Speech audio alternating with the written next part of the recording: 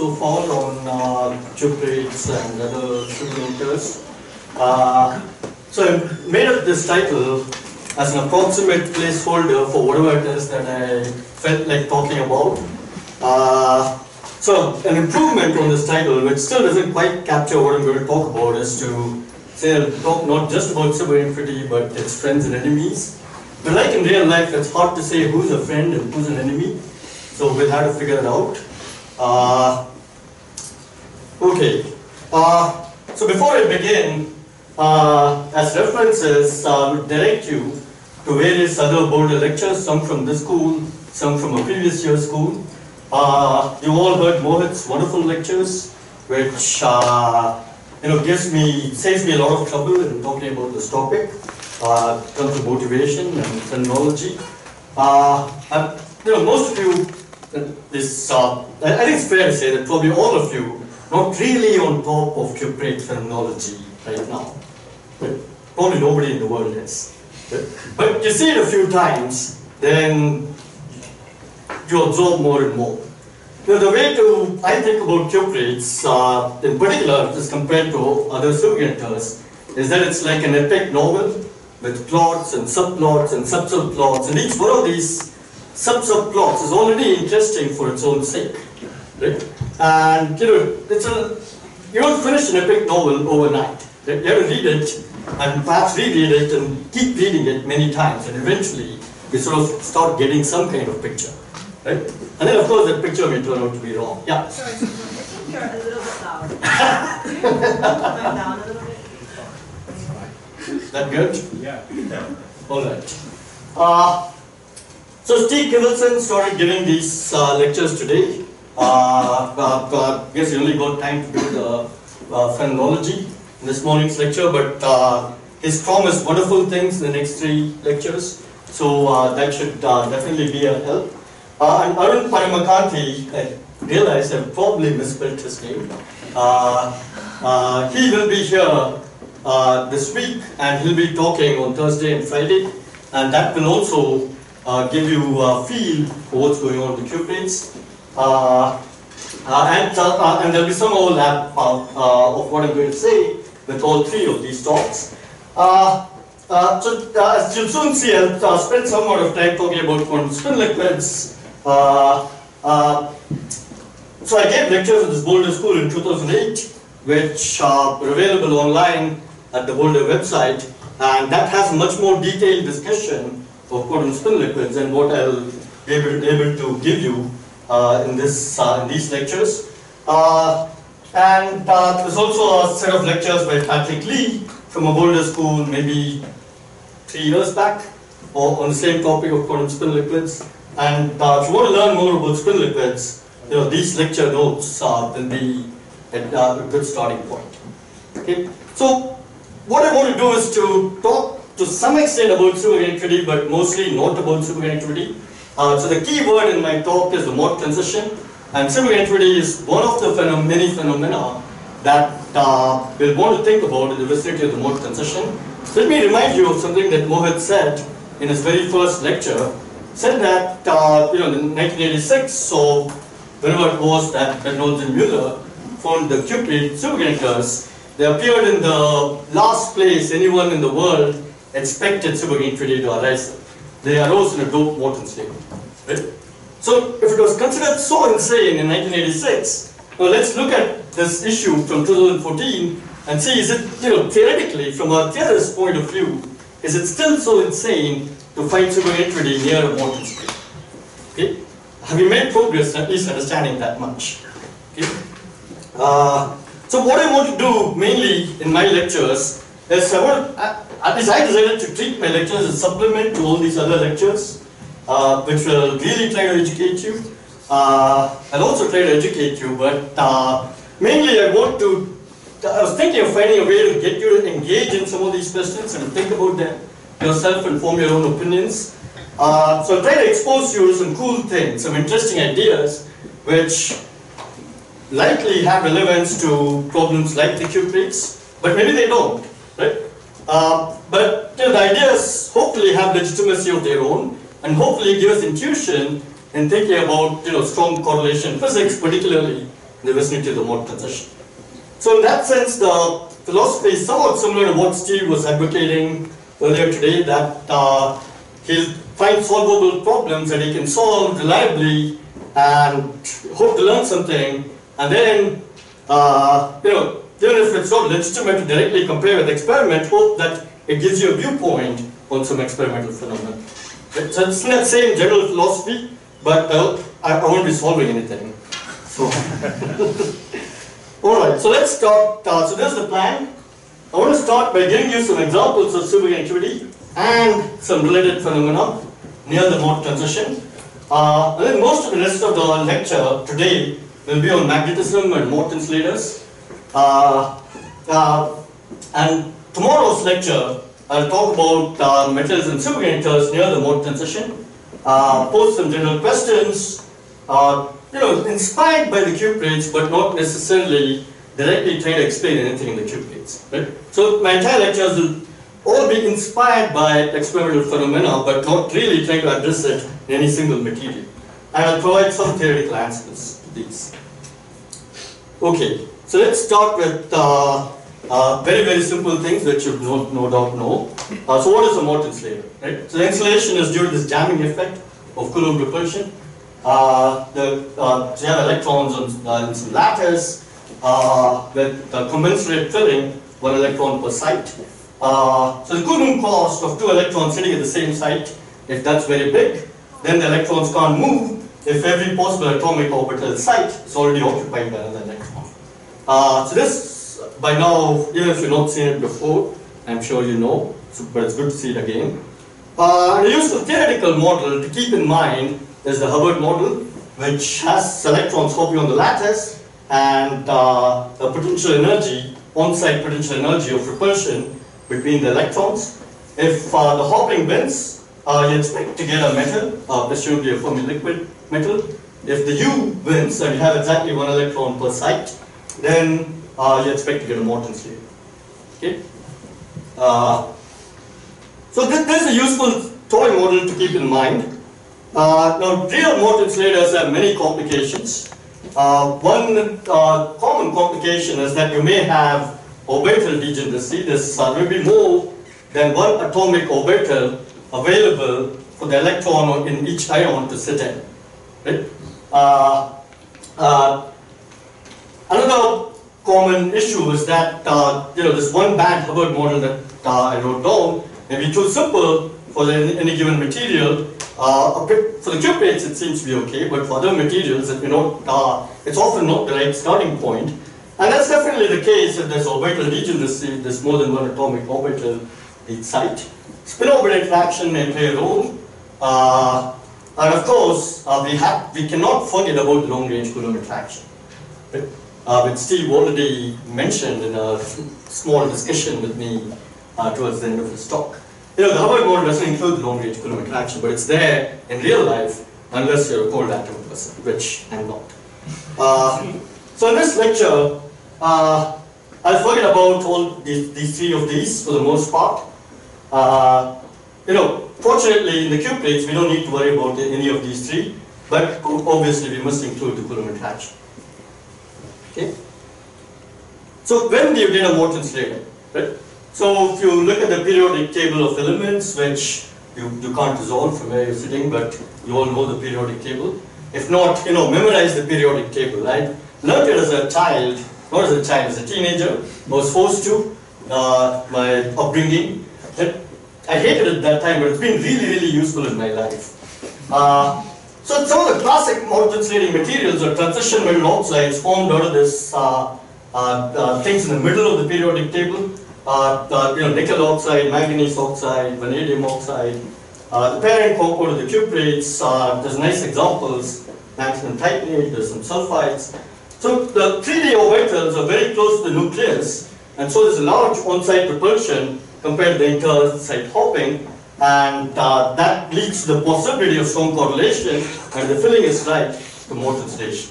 Okay? So, I'll talk about some other interesting examples later, but these are some of the classic mode insulating materials. Now, I want to mention a very interesting recent addition, which is from a 5D transition metal oxide.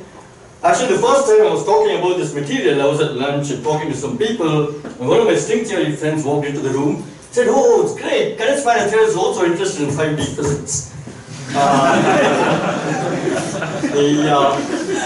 So there's a question. So iridium sits out here. It's 2 steps below cobalt. So it has 5D orbitals that are partially filled. And from chemistry, you expect that the 5D orbital is more extended than the 3D orbital, or even the 4D or the 4D orbital. So why are these more insulated? Right? So the answer was figured out only fairly recently, maybe about 5-6 years back, by people who realized that the reason this is at all more insulating is because of the combination of strong spin-orbit coupling and intermediate correlation. So it turns out spin-orbit coupling splits the band into smaller subbands, and then the intermediate, the weaker U is big enough to drive the system into a molten state. And people here, Dan in particular, have been doing beautiful experiments studying this class of material. And it's actually quite interesting because the starting structure of this material is almost the same as lanthanum copper oxide, and it almost has similar kind of magnetism. So you might dream that maybe if you dope this, you'll get something like doping at. Right? The dream has not fully been realized yet, but people are working on it. Okay, so let me give you a few examples of silver entity in the vicinity of a molten insulator, because that's the insane thing that happened in 1986. Right? So by now we have a few other examples of the same kind of insane thing. Right? So cuprates, of course. So the phase diagram is taken out of somewhere in the internet. As Steve showed you, the real phase diagram is much more interesting or complicated. But this will serve, to just remind you that we are talking about cuprates. Okay. So the next example that I want to talk about is a class of materials which are also quasi-two-dimensional. They are based on organic molecules, long, complicated things. The molecule itself lives in these sheets. It's separated by something, and the something can be changed at will. There are some examples listed here.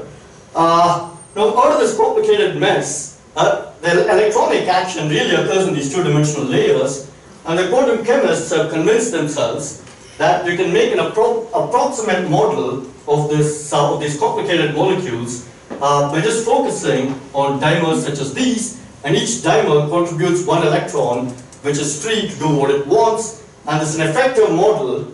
So these dimers themselves are arranged in a triangular lattice. It's an effective 1-band Hubbard model that is claimed to describe this kind of system in each layer, and the lattice has triangular structure. In the effective model that the quantum chemists infer, the hoppings are not uniform. There's a tight-binding hopping matrix element, which is T on these bonds and T prime on these horizontal bonds. And the ratio of T prime to T can be changed by changing X, and it ranges in this range of, it's somewhere around 1, but it can be half, it can be 10% higher, things of that sort. Right? So it's an effective 1-band Hubbard model on some anisotropic lattice. Yeah? I don't quite understand. What's the relation between the upper right figure and those layers? So each one of these is a dimer. It's a different view of the same thing. Upper right is the top view. Yeah, this This one. one? Yeah, this one and the one below. Oh, the one below? No, Yeah. upper view and lower. These two. Yeah. Yeah, so each one of these is a dimer, and that's shown in some other angle here. Yeah, it's better for you to just look at this picture. Oh, I see. I'm looking above on the plane. Exactly, yeah. And if you take this picture, then what? You put spin at the center of... That's right. So each one of these guys, there's one free electron that's left dangling behind after you've done all the, all those kinds of things, all the, filled all the orbitals that are deep below, right? So each circle here is one site of this effective model. Okay. Yeah. So in this molecule, the molecule large, so you presumably U is very small. So Yeah, U is small, T is also small. What matters is the ratio of T over U. Okay. Yeah. Right. So this system has been studied by many people for a long time, for decades. Here's an example of a phase diagram in one member of this family where the X is a particular choice. So it starts off as a Morton's layer on this anisotropic triangular lattice. There's a paramagnetic insulator, high temperatures, and then there's a magnetic ordering transition, and so on. So when you apply pressure, you have a metal insulator phase transition at somewhat higher temperatures, but at low temperature you get a superconductor. Okay. So in this example, as opposed to the cuprates, you're driving the mode transition by changing from a theoretical point of view, by changing the relative strength of U over T at fixed number of particles per site. Okay. As opposed to in the cuprates where you're introducing charge carriers by doping into the system. Okay. But in the phase diagram, you see that the superconductor sitting right next to a Morton's layer. Right? Yeah. Why does the pressure change U? Oh, the pressure changes T.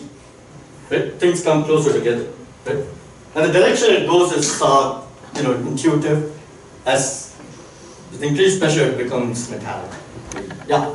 Just for nomenclature, what are these? These are 2D organics? 2D organics. Sorry? What's a unique name for this class of material? Oh, this is called kappa ET. Kappa ET. ET itself stands for something that I never wanted to know. and they're fairly isotropic. Oh, no, sorry. Very anisotropic. It's strongly layered. But then even within the layer. So within the layer, the anisotropy is of this nature. That's what's claimed by the chemistry. So in between AF insulator to paramagnetic insulator, what kind of phase transition first towards that? Oh, this phase transition, I presume it's just a 3D distribution, and experimentally, I don't know what the nature of the transition is. Theoretically, there is an answer. It's non-collinear order, and it's the thermal phase transition of non-collinear order, which is a bit of a complicated theoretical story. So, yeah, it's not a simple transition, even theoretically. This looks like crystalline isotropy is very big here. No, spin-orbit coupling is people expect that to be very small. Yeah, you just see. Okay. Just one small thing to make sure. So by applying pressure, you change both T and T prime, but you don't change the ratio of them? Oh, depending whether you're doing uniaxial or hydrostatic. I think these experiments are hydrostatic. But on the other hand, people don't quite know how this ratio changes with pressure. Right. Yeah.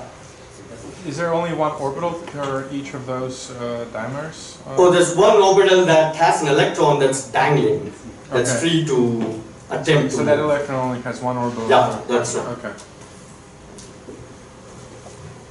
Okay, so this gives you one more example of superconductivity appearing in this crazy place near the Morton's layer. Okay? It turns out there are many other examples. So let me give you one recent one which I think is kind of cool, and I know that it will make sort of distinguished people in the room very happy. Okay? So this is an example of superconductivity in C60 compound. C60 is a fullerene molecule. To make a solid out of it, for instance, in a CC structure, and separate this C60 with cesium, right? It turns out it becomes a Morton's layer, right?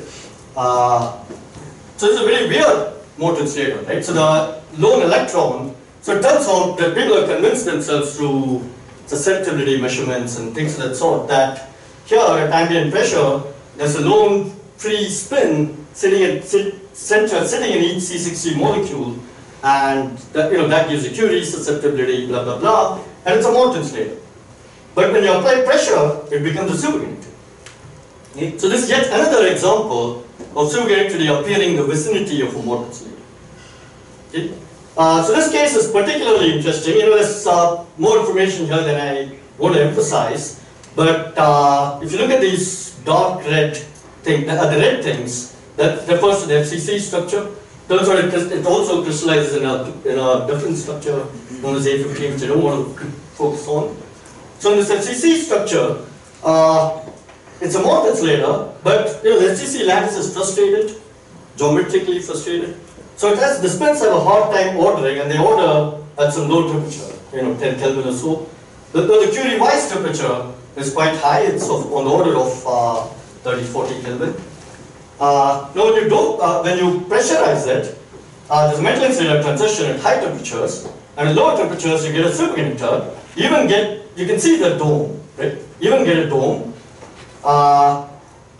And the scale of the superconductivity is roughly the same as the exchange constant as the Curie-Weiss temperature in the insulator. Right? So it's very interesting as a system. Okay? As far as I know, the physics is not understood in any detail in this system, but the experiments look very interesting. Yeah?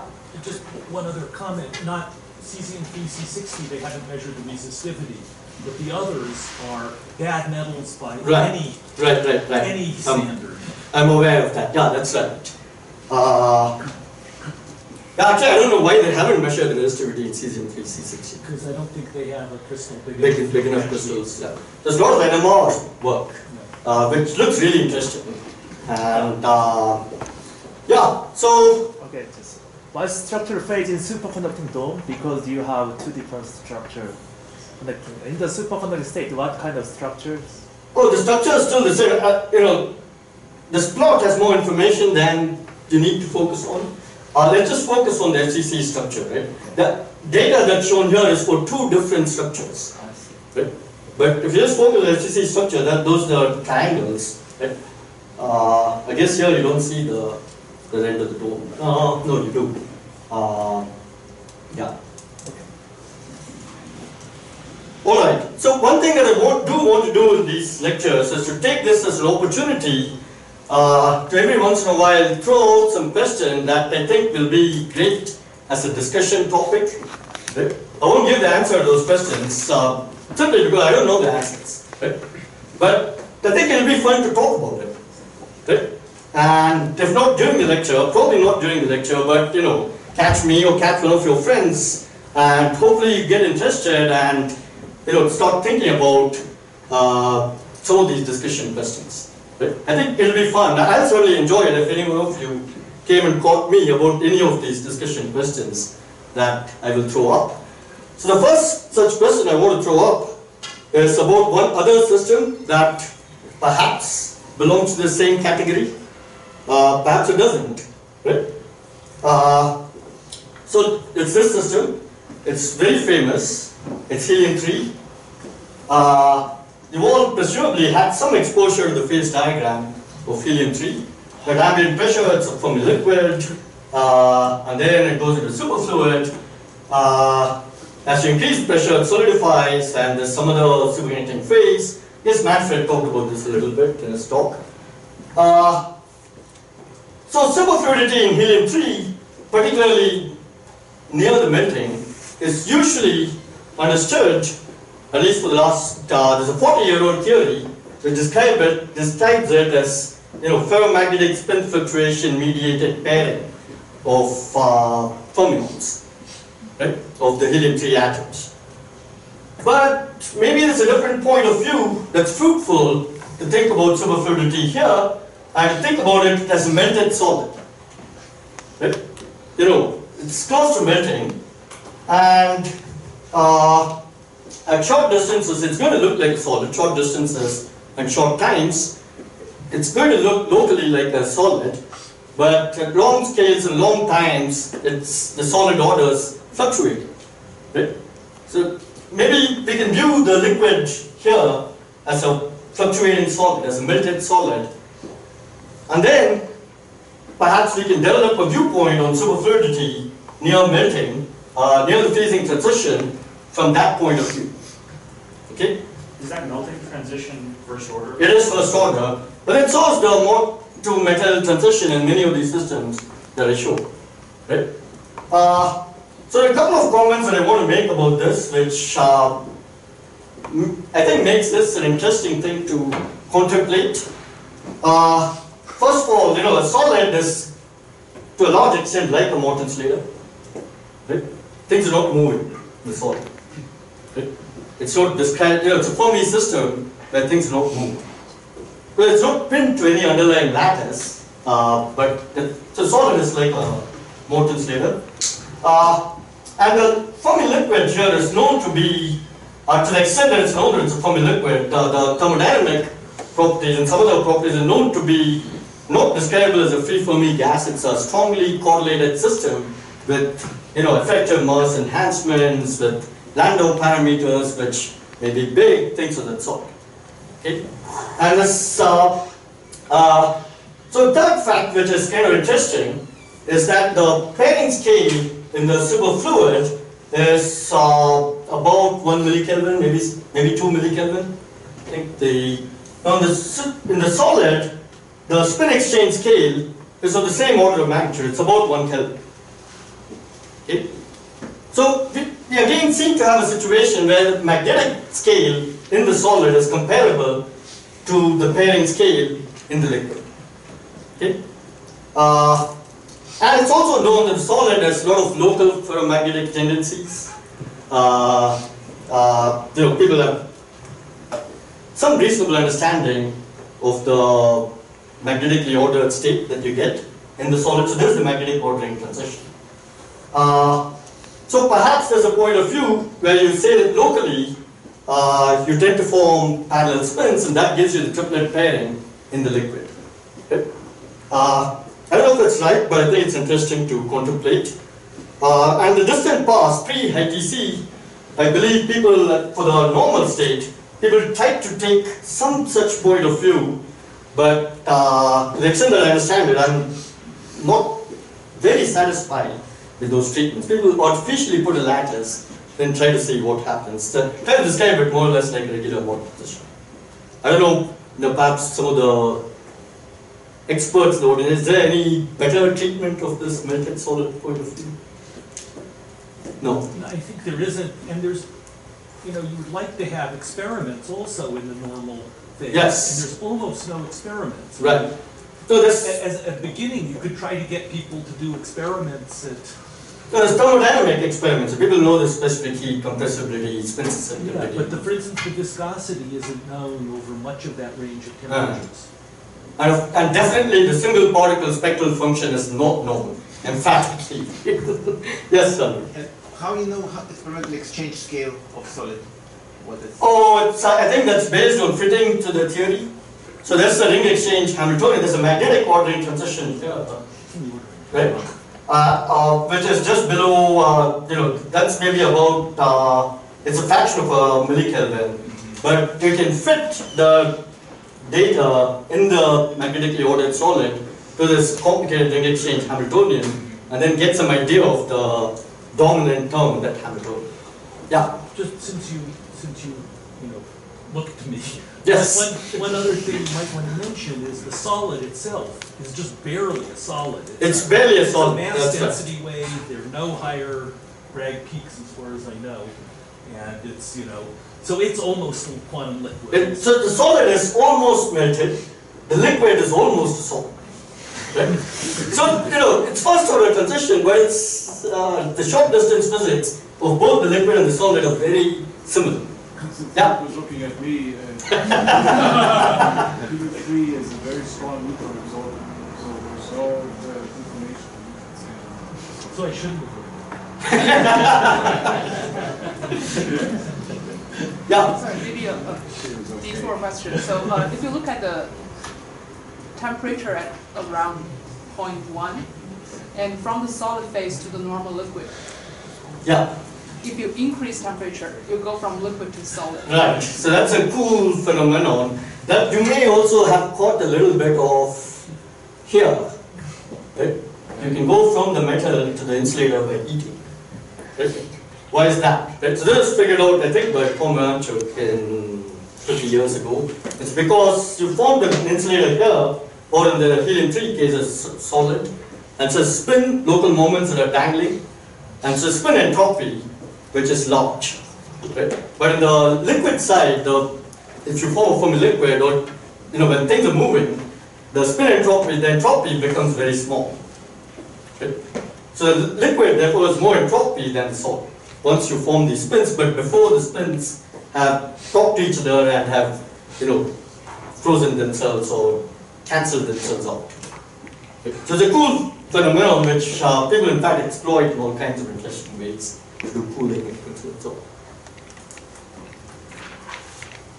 Okay, so at least now we know that there's many other systems, possibly even the helium-3, one of the oldest examples of unconventional superconductivity, all occur near the molten slave. Right? So that alone is enough reason for us to think more seriously about the mode transition and understand superfluidity, superconductivity, and other phenomena in some sort of generality, not restrict to say cuprate or organics, but try to see if we can understand any kind of such phenomenon near any molten state. Okay? So when we come back to electronic solids, the helium-3 is just for fun, just to get you to contemplate. So near the electronic metal insulator mode transition, there are many things that happen. Sometimes superconductivity happens, and when it happens, we're interested. But whether or not superconductivity happens, many other interesting things happen. Okay? That by itself can be the subject of an entire summer school. So I'm going to restrict myself to a few phenomena that are pertinent to things like the cuprates or the organics. The zeroth order fact, which we should not forget, is that the mode transition is a metal insulator transition. Okay? So an insulator becomes a conductor. If you go back, for instance here, that's the thing that happens in a higher energy scale. It's an insulator, it's a metal, and at lower energies, other things happen. You get antiferromagnetism, you get superconductivity. Right? But the more robust higher energy phenomenon is the transition from insulator to metal. That's really the zeroth order fact about the mode transition. Now the appearance of magnetism or the appearance of superconductivity is that's a more delicate low energy feature. Okay, so let's not forget that. We'll make a pledge that we'll remember the metal insulator transition. Good? Okay, so the next thing that happens is that quite commonly in many of these systems, you get a strange metal. See, I prefer the use of the word strange to bad, but all bad metals are strange, but not all strange metals are bad.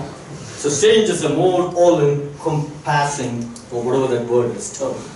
Okay, okay. So I think this issue was, we saw a lot of experimental data last week from Dan Dessau and also from Mohill, showing that coherent Landau quasiparticles emerge, if at all, only at a very low energy scale. Okay?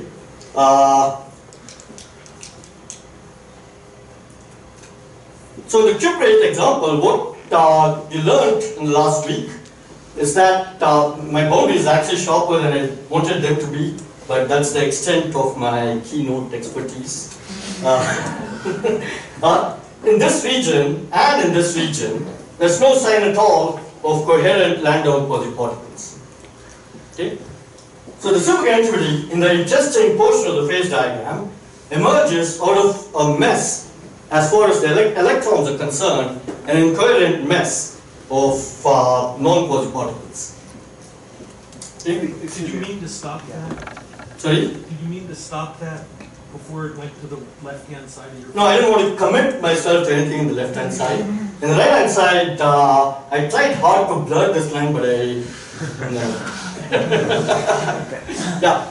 No coherent quasiparticle means transport way, or in the R test? The data you saw last week was all from photo emission, but there's also transport evidence and, bad metal, right? That was the discussion we had in Steve's lecture. Okay. There was a remarkable fact about the superconducting state in the cuprates, which also you saw last week, that coherent quasiparticles re-emerge once the superconductor forms. Okay? So this is a truly striking fact, to me at least. Right? Not only do you get superconductivity, you also get coherent electronic quasiparticles. Okay? Sorry, one. Go ahead. So I mean, this is maybe a pedantic objection, but like when we talk about quasiparticles, for instance, in Landau Fermi liquid theory, they are precisely low energy, low temperature excitations. Right. Right. So, and you could say that. Well, of course, low means compared to the Fermi energy. Yes. So, you know, if you had a Fermi energy that was somehow renormalized down to a large extent, would it not be exactly times TC to the optimal loop? I'm not saying that. I'm just saying, just generically, you don't expect to have coherent quasiparticles over all energy range. At some point, they have to become incoherent. Exactly. So the kinds of things you can do is to track the change of the electronic spectrum as you go through the superconducting transition. You see a quasiparticle peak here, and then boom, it's gone. Okay. So it's discontinuous? Or yeah, with 10 degrees below TC to 10 degrees above TC, it's gone. Yeah? There was some experimental data which appeared in the last couple of years about what they call Fermi liquidness in the pseudo-gap phase. Oh, from transport, from resistivity. Yeah. Yes. Yeah. And can you comment on this? The data is whatever it is, but you know, Dan doesn't, or in other Dorquist people see quasiparticles even in the nodal direction, you know, in photo emission.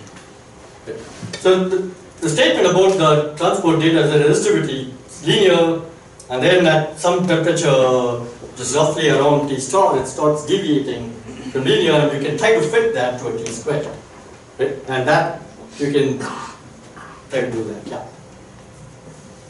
Okay. Right, so they're getting T squared, but the states are still broad. Exactly. The states that you see in photo emission are still broad. That's right. So transport alone is not a good indicator of whether or not it's familiar, whether or not there are good quasiparticles in DC. Yeah.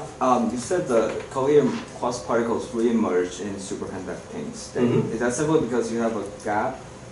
Yeah, so you could have said that here, but here you have a pseudo gap already. Right. Right? So it's substantially gapped. Right? There's some Fermi out, but it's substantially gapped. Sure. So, okay.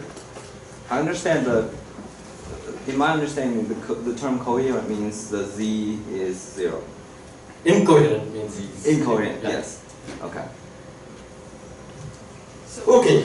A question. Yeah. If you use magnetic field to suppress the superconducting dome, yes, like Steve mentioned, to two separate small domes. Yes. And then in between, like it's still from a liquid, but then at higher temperature becomes a bad metal. Yeah, it's a bad metal here. Of course, we don't suppress T0 0 here most of the time, but here it's the pseudo gap state. You know, again, if let me remind you of what Mohit said in his lectures about you know, what happens when you apply a field. Right? So remember, the bottom line of the story from Mohit's talk is that if you sit here on the overdoped side and you kill the superconductor by raising TC, by raising T, yes, sir. Raising TC is on my head all the time. You raise T. You can study it by photo emission, you get some Fermi surface, you kill the superconductor in a magnetic field, you can study it through quantum oscillations, you get some Fermi surface, and these two match. Right? So that's the feel-good story about the overdoped side. The underdoped side, these two ways of destroying the superconductor don't give you the same answers. Right? So I'll talk about that a little bit in a couple of slides, but I think the intermediate two slides, I'm hoping there'll be some discussion. So we'll get to that in a few minutes. Okay. So this is one of the striking facts about the Q plates, right? That you don't have coherent quasiparticles in this region, right? So you know, whatever you want to do with this information, right? Is that going to stop you from thinking about Q plates in this region in terms of quasiparticles? That's up to you. Okay. Okay, So now let's think a bit more about what happens here. So on the underdog side, as you cross TC, two things seem to happen. The Cooper pairs lose phase coherence. Again, Mohit explained this to you last week. Steve pointed out the importance of this mechanism for losing superconductivity in the underdog side 20 years back. But the electrons themselves also become incoherent. Okay? So there are two things that are going on at TC. Right? It's not just killed by phase fluctuations, you're also killing the coherence of individual electrons. Right? So more formally, if you think of the electron Green's function or the spectral function, that's losing coherent quasi-particle. It's losing the coherent quasi-particle. So is the two particle, the Cooper pair Green's function, right? Which has a delta function peak at zero frequency, zero moment. Both these things are losing weight. Okay? So that's fact. So this brings me to my next discussion question. Again, I don't know the answer, but I just want to put this through. I think it's a fun topic to chat about. Again, I'd be very, very interested in just having a random chat about this, right? Just to engage with this issue, right? Feel like this issue is worth engaging with. Yeah. So you say electron loses its coherence. Why are you saying this is a thermal phenomenon? Temperature driven? No, empirically it happens when I go through TC. Right, but that's. But what do you? I don't know. That's what happens, and the broadening is not just of the quasi-particle. It's not just thermal broadening. Right? The peak is just gone. That's what I'm saying. It's you think it's associated with the loss of superconductivity. That's what I'm saying here. That's my discussion question. Yes, Steve. There is one other experimental fact, which is that the weight of the coherent peak in the superconducting state gets smaller as you move. As you go down in doping. Yeah. It seems to go down. Z goes down in the superconducting state as the superfluid density goes down. Exactly. That's right. So this is my question. What really drives TC in the underdoped chiplates? Right? So in this beautiful paper from 1995, and I have to tell you, I was a graduate student at that time, and the very first conference I went to, Steve gave this beautiful talk, which convinced me that I have to work on ITC. I'm not sure that I'm happy about it. Do you deserve credit or do you deserve blame? I don't know. But the talk was beautiful and it got me all enthused. Because there's a very simple, physical picture about why, what happens in the underdoped side when you heat the superconductor. But okay, superfluid density is small, that's, you can estimate it from experiments, and common sense tells you it should be small. You're doping an insulator after all. The number of free charge carriers is small. So then you start from phase fluctuations of the Cooper pair, and that kills superconductivity. End of story. Right? Now it's been 20 years, so I think it's good to engage with, is that really the end of the story or not? Right? So I want to throw out an alternate possibility. I don't know if it's alternate, it's perhaps just a more refined version. Right? That the incoherence of the Cooper pair is a consequence of the incoherence of the single electron. The electrons fluctuating wildly, you can ask what does it mean for the electron to fluctuate wildly, right? It's a fermion, it's not a boson. But okay, there's no coherent quasi-particle. So if it's doing that, if C is, the electron operator, C dagger, doesn't have any coherent weight, then C dagger, you might imagine, also doesn't have coherent weight, right? So, so the picture will then be that as you come down in temperature, the electron's not yet formed as a distinct entity.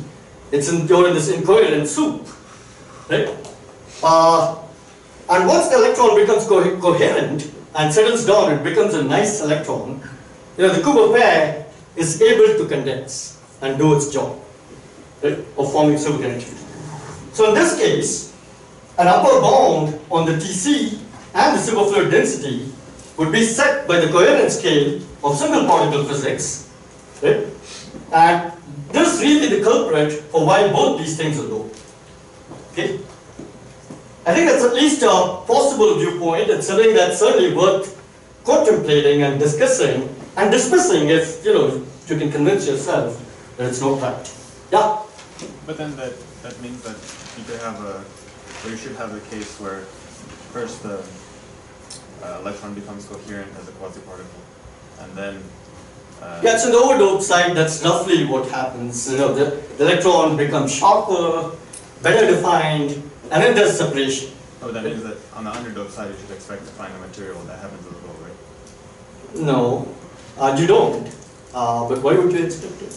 I mean, just because it's like an upper bound, but there's no. Why should it saturate the bound over the entire left side of the dome? Right. So good. So I'll talk about that in a minute, right? But so you could certainly contemplate a situation in which the preconditions for pairing already exist in this incoherent soup, but the coherence is not available because the incoherence of the single particle, which then causes the incoherence of the Cooper pair. So once the single particle forms, the Cooper pair realizes that, oh, look, I can become coherent. But the pairing has already existed in the incoherent soup about decoherence. Right? Yeah, I'm saying it doesn't have to be, right? It doesn't have to be? Like just this question. Okay, so Right, that's the difference between the left and right part of the dome. that's the difference between the left and right part of the dome. So several hands are up. Let me first take you because you're a student and then go to the distinguished people. Does that mean that if I am able to suppress TC by external field, that means that I'm also suppressing the electron coherence, not only the... No, that's my next slide. We'll talk about that in a couple of minutes. Maybe not, depending on how long we linger. Yeah. Yeah, few question. Looking at the statement in black, the lowest one. Does it imply that if you are, say, at the critical point, where you destroy completely fermionic coherence, you will get TC equal to 0? I guess it's not what you want to say. I haven't thought about the critical point in real life or in theory land? In theory. Theory life. Yeah, so in theory land, yeah, that's right. But in theory land, that happens, at least the alpha Coulomb interaction, it happens at, in models in which, let me give you a roundabout answer to this question. There are concrete theoretical models in which this scenario plays out, right? And in those models, at the critical point in which you lose this, in which T coherence goes to 0, TC also goes to 0. That's the mode transition itself. Okay? But there are examples where you have completely incoherent fermions, but yet TC is not 0. Sure, right? Yes. Yeah, there are definitely examples of that sort. Yeah, absolutely. They've all, I think, many of us in the room have written papers on such models as well. But yeah, at least empirically, I will make the case. I can make the case that TC is associated with the coherence crossover of the individual electrons. Steve, you say something? Yeah, I mean, I was going to ask more or less the same question. It seems that the models mean there can't be a strict upper bound in the sense that the superconductivity can, at least in some models, emerge out of a completely incoherent soup. Yeah, so it may depend on what kind of incoherent soup. Yeah, I guess it's... Right? So there are specific incoherent soups. Near say the slicing ematic. No, but incoherent in the sense that there are no quasi-particles. Right, but as you know, saying there are no quasi-particles is not specific enough. Depending on how there are no quasi-particles. What? It may depend on what kind of non-quasi-particles exist. But to be specific, you're saying, you're making a statement about how self-energy, imaginary part of self-energy, goes to 0 with no. I guess there's a specific models that you would consider when basically incoherence is related to closeness to mode transition. Yes, that's it. Exactly. So with this subset. Then that subset is definitely true. If I can, since you were going to talk about mostly mode physics, just as since you list all the possibilities what really drives TC down, What about competing order? What about competing Has a order? possibility to drive TC down and underdog couples. It certainly has the possibility, but you know. But would madness also drive the T for those TC for those competing orders down equally? In your sense? No, empirically, I mean by competing order you mean the charge order that Right. you know empirically the charge order does go away as you would expect. Of course. As you go to zero doping. But I don't have much to say about the competing order. That is not in this lecture. In tomorrow's lecture, I may say a little bit about it. Yeah? So in the ionic ties above the superconducting dome, in the underdog region, do people observe the no quasi-particle phenomenon? I don't know. One of the ion experts, one of the ion men should say. Yeah, well, I think there are quasi-particles, but there are clearly deviations from conventional behavior. There are reports of linear resistivity. Yes, experiments are not on the level of cuprates in the sense that just volume of information is not that large. Yeah. So it's not quite sure whether your theory can apply to the ionic tie center. There's no there's no Morton's later. Yes, there is. Yeah, there are in some ion compounds, but you know the standard ones that start in the field start off as metals, right? So then it's not just that. So everything I'm talking about is specifically phenomena near the mode transition, not phenomena near magnetism, right? As I said, applied was to remember right from the beginning that the zeroth order thing is that all this is happening near a metal insulator transition. Right? The word insulator is crucial. Yeah, me. So, so after the lectures of Mohit and last week, we have this beautiful picture of what is coherence in a fermionic system. Basically, you take the Green function. The Green function has some poles. The residue of the pole is the coherence weight. Okay? Right. Something like this. So, what is coherence in the Cooper pair case? Is it that you have to take the Green's function something like in number space? So you consider C dagger, and C dagger C, and you look at the poles of this Green function. And if it's like this, have you a toy calculation on how the two are related? Yeah, so operationally, you know, in the superconductor, you have to worry about this matrix Green's function in number space as a matter of principle.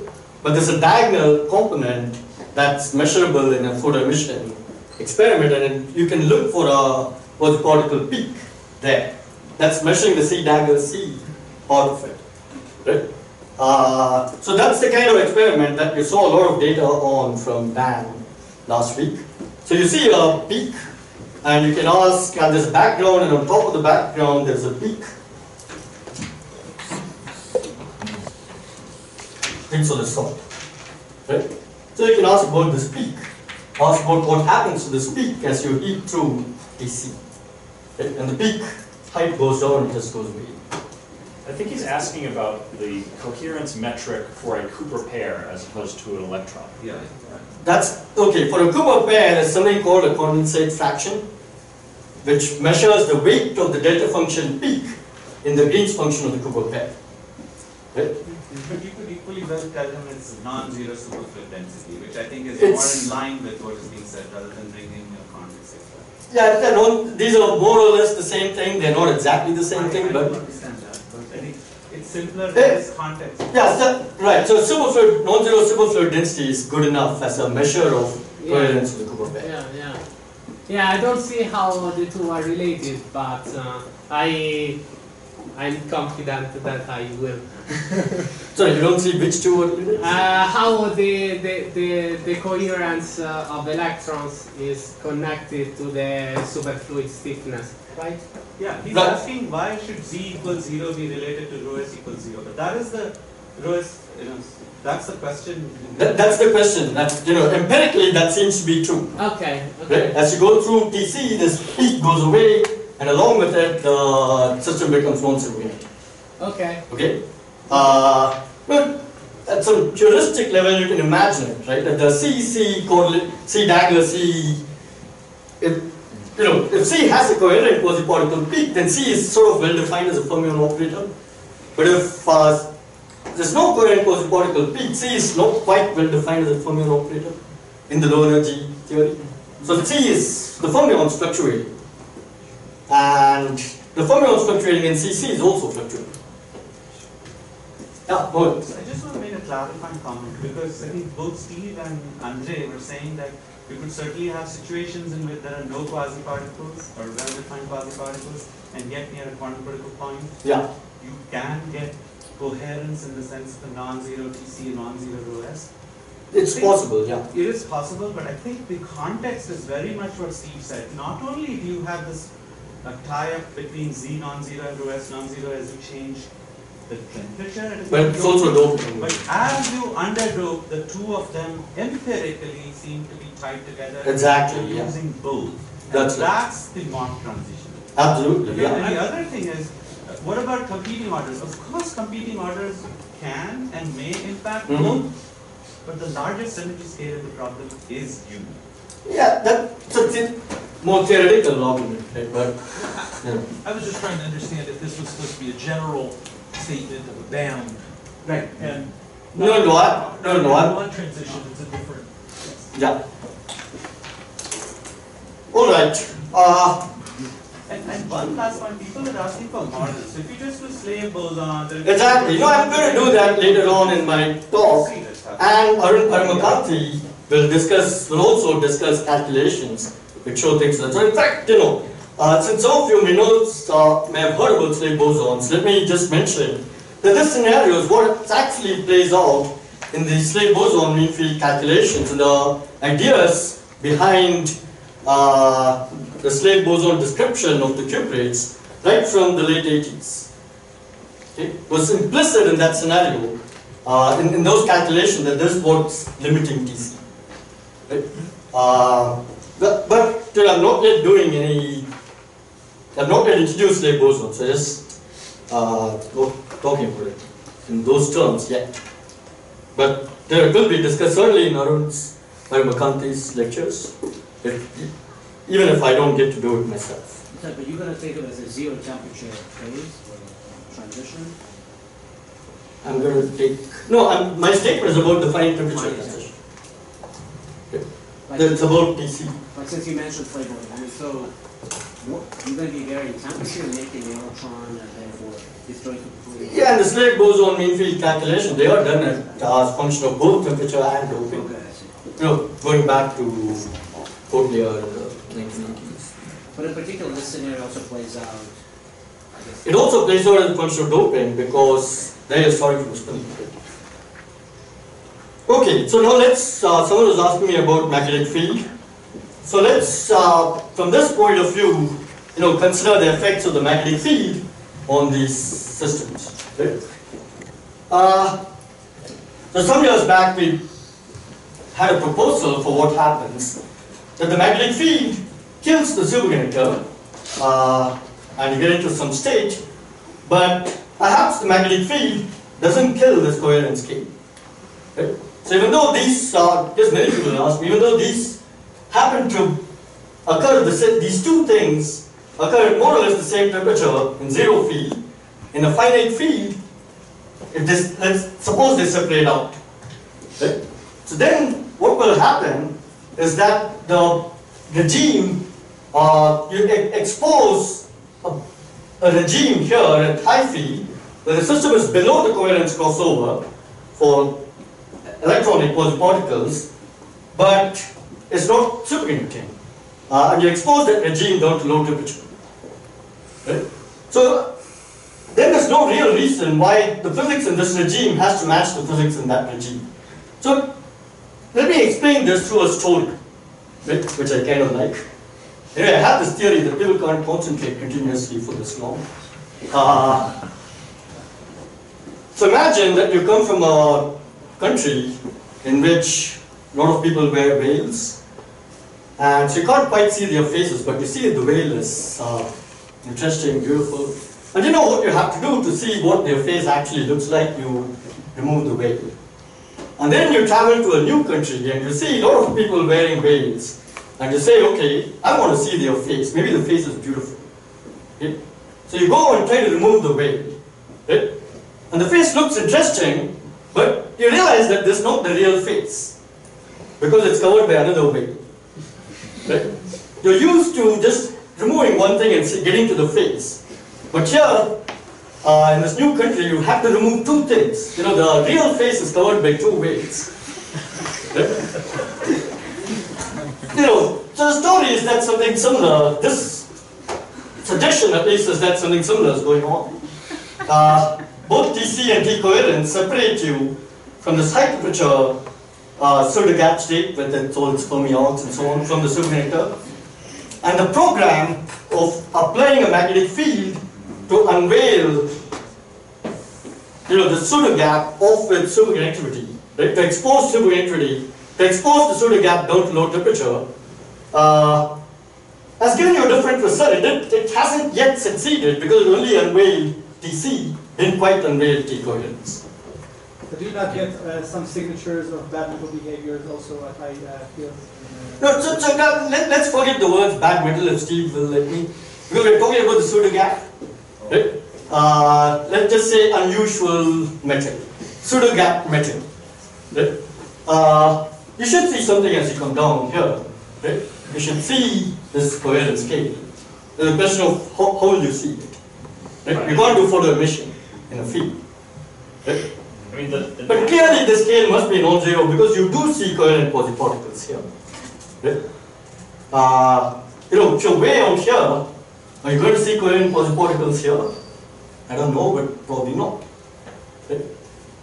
So the most natural way to explain the appearance of quasi-particles in the superconducting state is that you gap out some scattering channels, right? But you already pseudo-gap. Here, right. So somehow surrounding gap, there's a cleaner gap, and it gaps out more channels or something like that. I think that's actually very plausible. That doesn't seem like it would not fit this picture here. Exactly. That's so right. Here you need something different than that. Absolutely, that's right. Yeah. Do you have intuition about what it might be, or is this just a No, what if? No, but that within more specific models, which make more assumptions and where you can do approximate calculations, we can see that things of this sort can happen, right? And we can provide a story for both this and this. But you know, those are, you know, that's more of a theory rather than just a general statement. Right? So I just want to emphasize just general logic for how things may play out, right? Without giving you a specific, you know, more specific calculation when things like this happen. But we have done things of that sort in subsequent papers. Yeah. Is it natural that sort of the closest approach of the T coherence and TC lines should be at zero applied magnetic field? Is it natural? I don't know.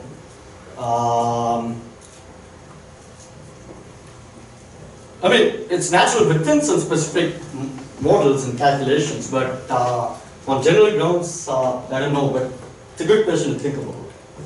I mean, everyone's asking great questions. Keep asking them to me and to yourself and to your friends. Is there another hand? Yeah. So what is the physical meaning of a T coherence, and how is it determined? Like by what properties or what factors? Right. So this Fermi surface that shows up here, right, and the coherent quasi-particles that accompany it, they are destroyed across. There's a crossover, right? As they exist at low temperature, they presumably don't exist here. Right? So there's a crossover. It's not a transition. There's a crossover associated with the emergence of coherent quasi-particles. Like, I'm asking what kind of mechanism is responsible for destroying the quasi-particles? What, you know, this coherence scale was low to start with. Right? The question is the magnetic field capable of restoring, of suppressing the coherence scale? Right? Now the magnetic fields that you apply, I don't have numbers here, but the numbers are quite small. Right? Superconductivity is a delicate thing, right? Superconductivity, you can destroy the superconductivity, but 50 Tesla fields. Right? I mean, you're probably unhappy if I say that's small, but on electronic energy scales, it's small. Compared to J, it's tiny. Yeah, exactly. I think you should tell people 1 Tesla is 1 Kelvin. 1 Tesla is 1 Kelvin, that's right, yeah. And the gap, pseudo gap, here it's, 50, 60 million volts. Yeah? Can you briefly comment on the effect of magnetic field on T coherence? I don't know. Okay, right? it's just a random line. That's just a random line. Right. So there's one piece of experimental evidence which suggests that this is not unreasonable. Maybe it's unreasonable, but it's what suggested to me at least. If you do STM tunneling into the vortex core, which has been done in near optimal doping in some of these cuprates, then you see that as you come in towards the vortex, the center of the vortex, you destroy superconductivity much more easily than you destroy the coherent quasi-particle peak. That's destroyed only within some very tiny core region, a few angstrom. But you see the effects of the vortex out to much larger densities like halo. So it's not necessarily linear. Sorry? It's not necessarily linear. Oh, it's not linear. This yeah, my keynote skills doing something. Yeah. I was going to ask, so is one of the scenarios of how this can, T coherence emerges, is sort of temperature becomes larger than the energy scales of the electron, like T and U? Oh, but T and U are way, way up there. Right? Okay, I'm just thinking of this. TC is, best TC is order T or U. I'm thinking of the story of, in 1D you have the spin and coherent case where temperature is much bigger than J. Right. Is that how I should think of the... No, just that, don't want to the electron has a hard time moving, forming a Fermi surface. You're close to the mode transition, it's almost an insulator. Right? Right. I have easier time understanding zero temperature behavior with pressure or doping or proximity to modern insulator than temperature behavior. So you could give some insight. Yeah, so Z is small. Right? You're going towards something that doesn't have coherent electron, particles of low energy. Just a question about the parent insulating state. So there is a charge gap. Yes. But are charge excitations coherent or incoherent? Okay, so theoretically, based on what we know about this insulator, we expect there to be above the mode gap. In this particular nitrogen cohort, we expect there to be coherent quasi-particle. I don't believe they've been seen in experiment. I think Mohit or Dan showed the data and talked about ideas that people have about phonons, this and that. They're incoherent and they have this bandwidth that goes like J, not like T, right? Yeah, but that story is a separate story, Well, the reason I'm asking about it is because you're describing this view of electronic coherence of electron quasi-particles being destroyed at the mod insulator transition. Right. What's really definitely happening is a charge gap. It's not the same necessarily as good. coherence. That's a great question, right? Which hopefully we can return to towards the end of my lecture. So if not, I'm happy to engage with anybody. But it's the same question. The same question could also have been asked and should have been asked of Mohit, for instance. And he said that the reason rho s is small is because you're getting close to the Morton state. Right? This business of getting close to Morton state is very, very delicate. Right? Because the sort of theoretical story that, say, Mohit was telling you, and which I'm going to tell you at some point, the relationship to the true Morton state, the true antiferromagnetically lantern copper oxide, is somewhat conflicting. Right? There's a first order phase transition.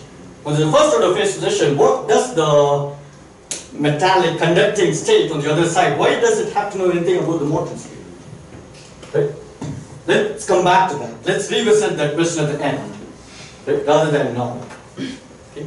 Yeah? Depends on whether you want to move forward. If you want, just go. But if not, quick question about logic. You said that basically the idea is that fermions are ready to pair but cannot because they're fully incoherent and they need to wait for coherence to pair. Does this mean that the scale that magnetic field has to overcome will be larger than your actual TC? That the picture will be that the line will